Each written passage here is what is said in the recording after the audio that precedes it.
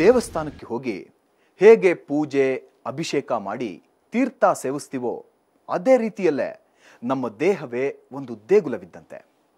ಆ ದೇಹಕ್ಕೆ ಸರಿಯಾದ ಆಹಾರ ಕ್ರಮವನ್ನು ಪ್ರಸಾದದ ಥರ ತಗೊಂಡ್ರೆ ಅದೇ ನಮಗೆ ಅಮೃತ ಸಮಾನವಾದ ತೀರ್ಥವನ್ನು ನೀಡುತ್ತೆ. ಅದನ್ನು ಸೇವಿಸಿದ್ರೆ ಎಂಥ ಮಾರಕ, ಭಯಾನಕ, ಭೀಕರ ಕಾಯಿಲೆಗೂ ಅದುವೇ ಮದ್ದಾಗಬಲ್ಲದು.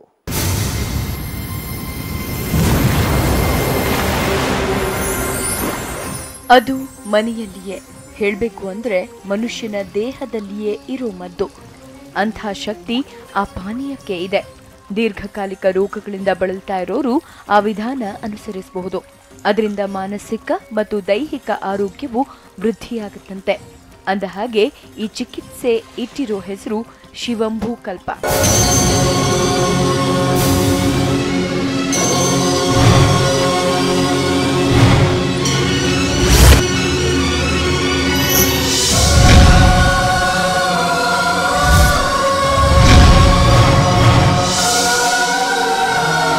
ಕನ್ನಡದಲ್ಲಿ ಅದನ್ನ ಮೂತ್ರ ಚಿಕಿತ್ಸೆ ಅಂತ ಹೇಳಿದ್ರೆ, ಇಂಗ್ಲಿಷ್ನಲ್ಲಿ ಯೂರಿನ್ ಥೆರಪಿ ಅಂತ ಕರೀತಾರೆ. ಪ್ರಾಚೀನವಾದ ಹಲವು ಮಾನವ ಸಂಸ್ಕೃತಿಗಳು ಈ ಪದ್ಧತಿಯನ್ನ ಅಳವಡಿಸಿಕೊಂಡಿದ್ದಕ್ಕೆ ದಾಖಲೆಗಳಿವೆ. 5000 ವರ್ಷಗಳಷ್ಟು ಪ್ರಾಚೀನ ಕೃತಿಯಾದ ದಮರ್ತಂತ್ರದಲ್ಲಿ ಶಿವಂಭೂ ಕಲ್ಪ ಎಂಬ ಅಧ್ಯಾಯದಲ್ಲಿ 107 ಸಾಲುಗಳಲ್ಲಿ ಯೂರಿನ್ ಥೆರಪಿ ಬಗೆಗೆ ವಿವರವಾಗಿ ಚರ್ಚಿಸಲಾಗಿದೆ. ಪ್ರಾಚೀನ ರೋಮ್ನಲ್ಲಿ ಮೂತ್ರವನ್ನ ದಂತಮಜ್ಜನಕ್ಕೆ ಬಳಸ್ತಾ ಇದ್ರು. ನಮ್ಮ ಜನಪದರು ಮೂತ್ರವನ್ನ ಸವರುವುದರಿಂದ ದೇಹದ ಮೇಲ್ಭಾಗದ ಗಾಯಗಳು ಬಹಳ ಬೇಗ ವಾಸಿಯಾಗ್ತವೆ ಅಂತ ನಂಬಿದ್ರು. ಹಾಗೆ ಆಯುರ್ವೇದದ ಭಾವಪ್ರಕಾಶ ನಿಘಂಟಿನಲ್ಲೂ ಮೂತ್ರ ಚಿಕಿತ್ಸೆಯ ಬಗ್ಗೆ ವಿವರಣೆ ಇದೆ. ಅದರಲ್ಲಿ ಇದಕ್ಕೆ ವಿಷವನ್ನ ಕೊಲ್ಲುವ ಶಕ್ತಿ ಇದೆ, ಹಾಗೆ ಇದು ರಾಸಾಯನಿಕ ಅನ್ನೋ ಉಲ್ಲೇಖವನ್ನು ಮಾಡಲಾಗಿದೆ. ಇಂಥ ಚಿಕಿತ್ಸೆಯ ಬಗ್ಗೆ ಅರಿವು ಮೂಡಿಸ್ತಾ ಇರೋರು ಬೆಂಗಳೂರಿನ ಜಗದೀಶ್ ಬುರಾಣಿಯವರು.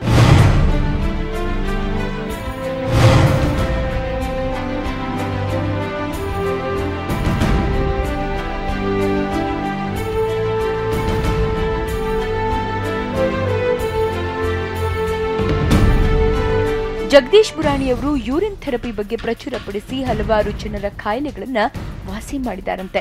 ಹೇಳಬೇಕು ಅಂದ್ರೆ 1990ರಲ್ಲಿ ಈ ಚಿಕಿತ್ಸೆಯ ಬಗ್ಗೆ ಅರಿವಾಗಿದ್ದು ಸ್ವತಃ ಅವರೇ ಮೂಳೆಗಳ ದೌರ್ಬಲ್ಯ ಮತ್ತು ಸಂಧಿವಾತದಿಂದ ಬಳಲಿದಾಗ. Water of life by Armstrong ಅದು ನಾನು ಓದಿದೆ. ಅದರಲ್ಲಿ ಬರೆದಿದೆ, ಶಿವ ಪಾರ್ವತಿಗೆ ಹೇಳಿದ್ರು 5000 ವರ್ಷ ಮುಂಚೆ ಯೂರಿನ್ ಥೆರಪಿನಲ್ಲಿ ಏನೇನು ಲಾಭ ಇದೆ ಅದು ನಾನು ಸರಿಯಾಗಿ ಓದಿದೆ. ಅದು ಓದ್ಬಿಟ್ಟು ಅದರಲ್ಲಿ ಏನ್ಷಿಯಂಟ್ ಮೆಥಡ್ ಇತ್ತು. ಅಂದರೆ ಪಾರ್ವತಿಗೆ ಹೇಳಿದ್ರು ಶಿವ, ಯಾರು ಕುಡಿತಾರೆ ಏನು ಕಾಯಿಲಿದ್ರೆ ಕ್ಯೂರ್ ಆಗುತ್ತೆ.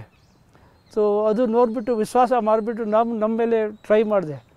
ಅದು ನಾನು ಕುಡಿದೆ, ಬಾಡಿ ಮಸಾಜ್ ಮಾಡಿದೆ. ಅದರಲ್ಲಿ ನಮಗೆ ಒಂದು 15 ದಿನದಲ್ಲಿ ಭಾಳ ಲಾಭ ಸಿಕ್ತು.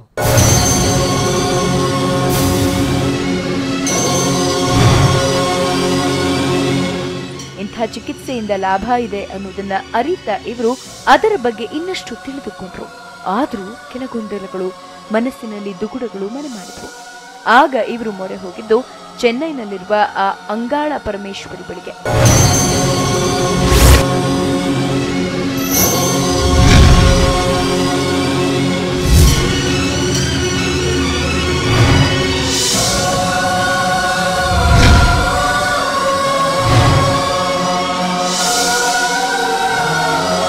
ಆ ದೇವಿಯ ಕೃಪೆಯಿಂದಾಗಿಯೇ ಇವರು ಶಿವಂಭೂ ಕಲ್ಪದ ಬಗ್ಗೆ ಇನ್ನಷ್ಟು ಅರಿತುಕೊಂಡು ಅದರ ಮೂಲಕ ಎಲ್ಲ ರೋಗಗಳನ್ನು ಗುಣಪಡಿಸುವ ಕೆಲಸವನ್ನ ಮಾಡತೊಡಗಿದ್ರಂತೆ.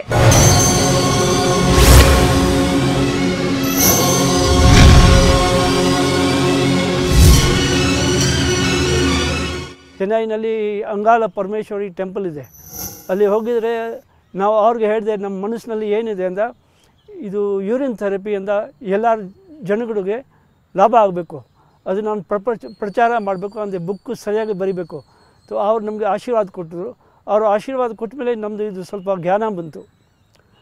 ಆ ಜ್ಞಾನನಲ್ಲಿ ಏನು ಬಂತು, ಅದು ಯೂರಿನ್ ಹೆಂಗೆ ಉಪಯೋಗಿಸ್ಬೇಕು, ಹೆಂಗೆ ಮಸಾಜ್ ಮಾಡಬೇಕು, ಅದೆಲ್ಲ ಅವರು ಬ್ಲೆಸ್ಸಿಂಗ್ಸ್ ಮೇಲೆ ನಮಗೆ ಆಯಿತು.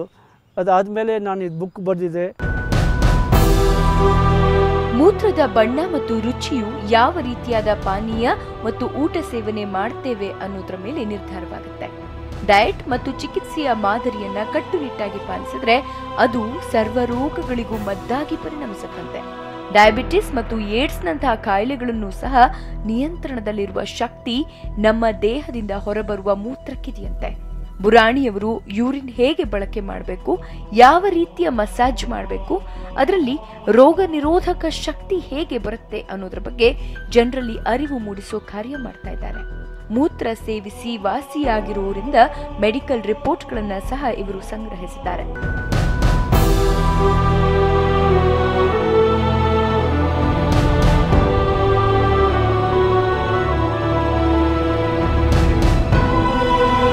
ಸಾವಿರದ 1978ರಲ್ಲಿ ಅಂದಿನ ಪ್ರಧಾನಮಂತ್ರಿ ಮೊರಾರ್ಜಿ ದೇಸಾಯಿ ಅವರು ಎಬಿಸಿ ನ್ಯೂಸ್ಗೆ ನೀಡಿದ 1 ಗಂಟೆಯ ಸುದೀರ್ಘ ಸಂದರ್ಶನದಲ್ಲಿ ಸ್ವಯಂ ಮೂತ್ರಪಾನದ ಬಗೆಗೆ ವಿವರಿಸಿದರು.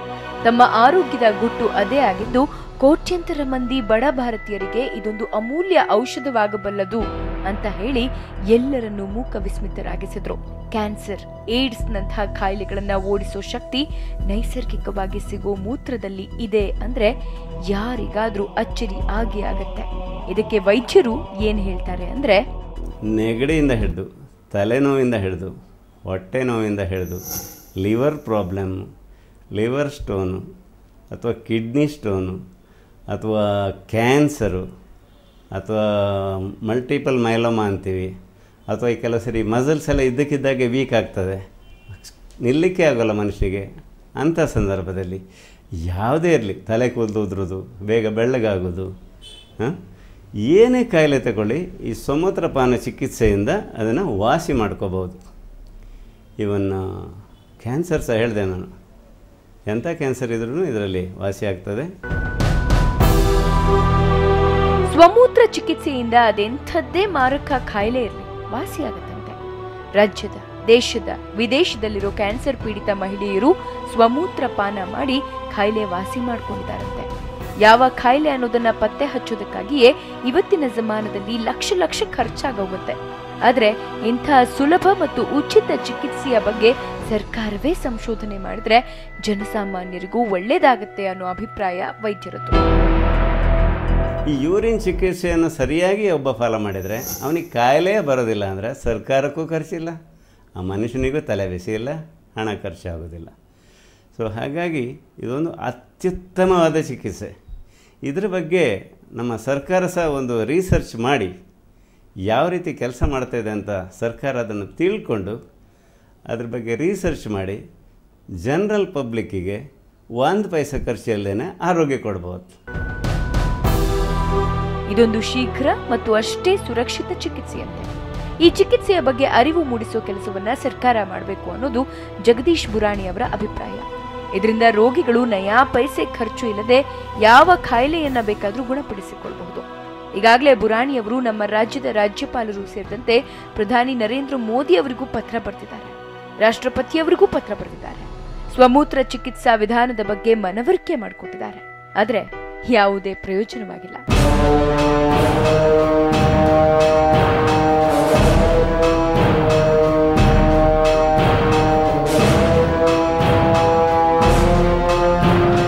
ಬುರಾಣಿಯವರು ಮಾತ್ರ ತಮ್ಮ ಪ್ರಯತ್ನವನ್ನ ಇಂದಿಗೂ ಬಿಟ್ಟಿಲ್ಲ.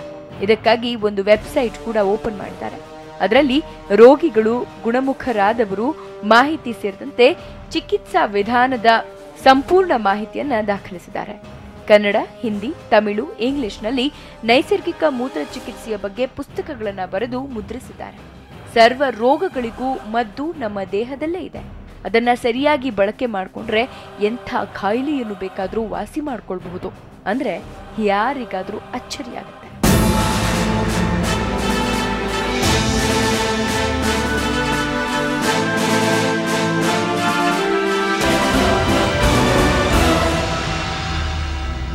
ಸೆಲೆಬ್ರಿಟಿಗಳು, ಹೆಸರಾಂತ ಕ್ರೀಡಾಪಟುಗಳು, ಪಾಪ್ ತಾರೆ ಮಡೋನಾ, ಅಷ್ಟೇ ಯಾಕೆ ನಮ್ಮ ದೇಶದ ಹೆಸರಾಂತ ರಾಜಕಾರಣಿಗಳಾದ ಮೊರಾರ್ಜಿ ದೇಸಾಯಿ, ಜಾರ್ಜ್ ಫರ್ನಾಂಡಿಸ್ ಸಹ ತಮ್ಮ ಆರೋಗ್ಯದ ಗುಟ್ಟು ಶಿವಂಭೂಕಲ್ಪ ಅಂತ ಹೇಳಿ ಅಚ್ಚರಿ ಮೂಡಿಸಿದ್ದಾರೆ. ಅಂದಮೇಲೆ ಇದರಲ್ಲಿ ಎಲ್ಲ ಕಾಯಿಲೆಗಳನ್ನು ಗುಣಪಡಿಸಬಲ್ಲ ತಾಕತ್ತು ನಮ್ಮಲ್ಲೇ ಇದೆಯಲ್ವಾ? ಮುಂದಿನ ವಾರ ಮತ್ತೊಂದು 7th ಸೆನ್ಸ್ ಸಬ್ಜೆಕ್ಟ್ನೊಂದಿಗೆ ನಿಮ್ಮ ಮುಂದೆ ಬರ್ತೀನಿ. BTV, ಇದು ಭರವಸೆಯ ಬೆಳಕು.